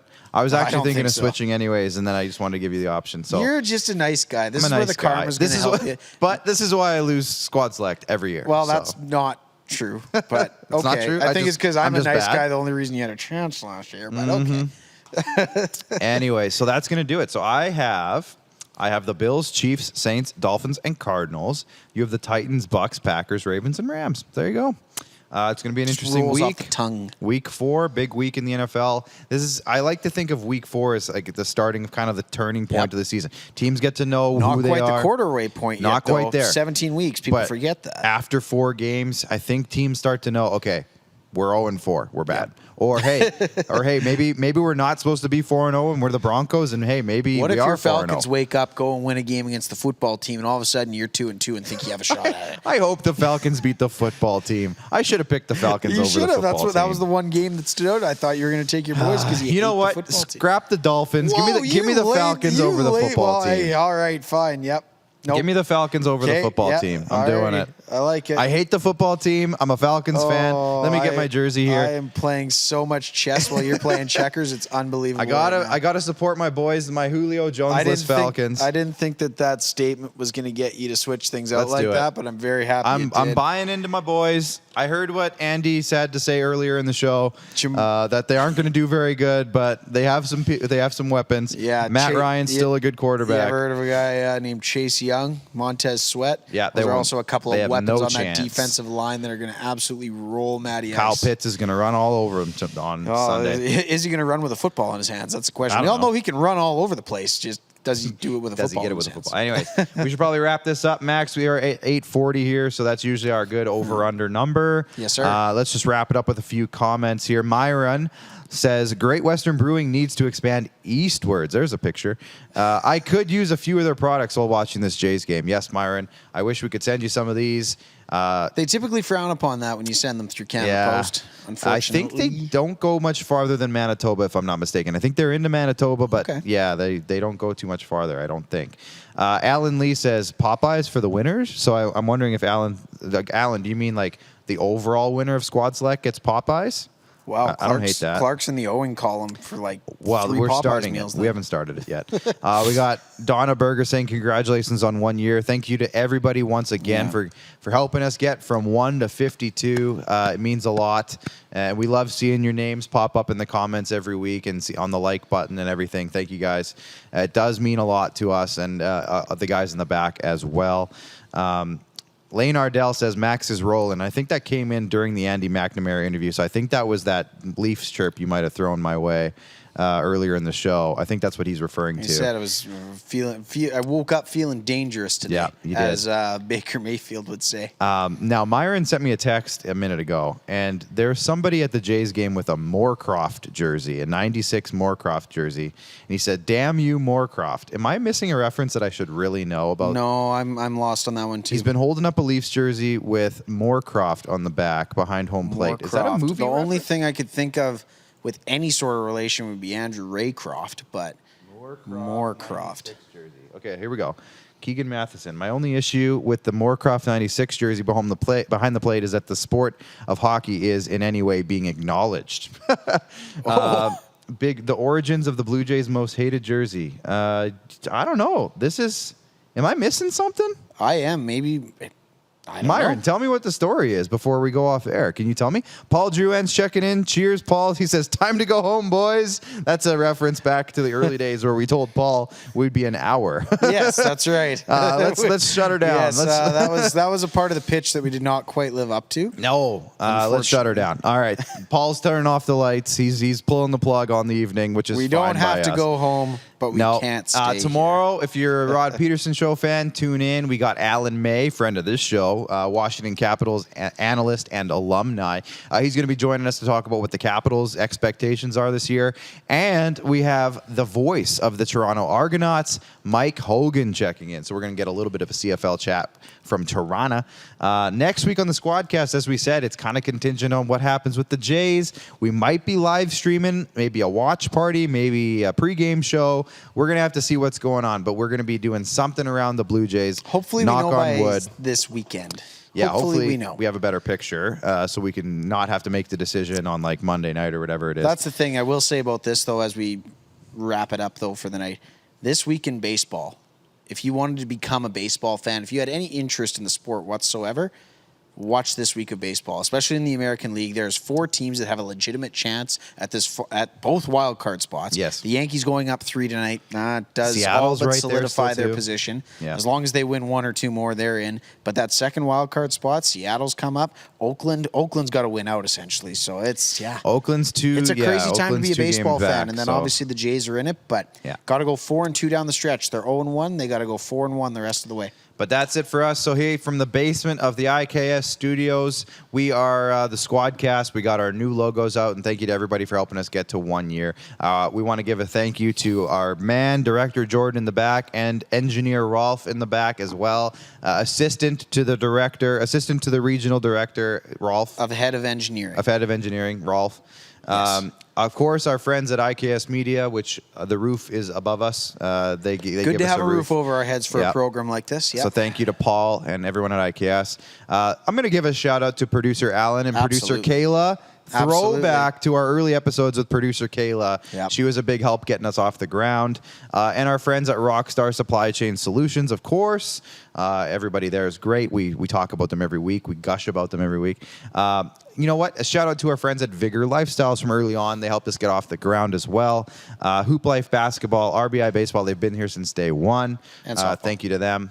And another one, Flame Tech was with us for a little while too. They helped us for a few months. They came on board, so thank you to those guys and everybody who's watched even a second of the show throughout this year. We look forward to hopefully keeping this going as long as we can, and you're a big part of that. So Max, for you, I'll speak on your behalf. Thumbs up, and we'll see you guys next week. We'll see. Go Blue Jays, and we'll talk to you again soon. Take care, everybody.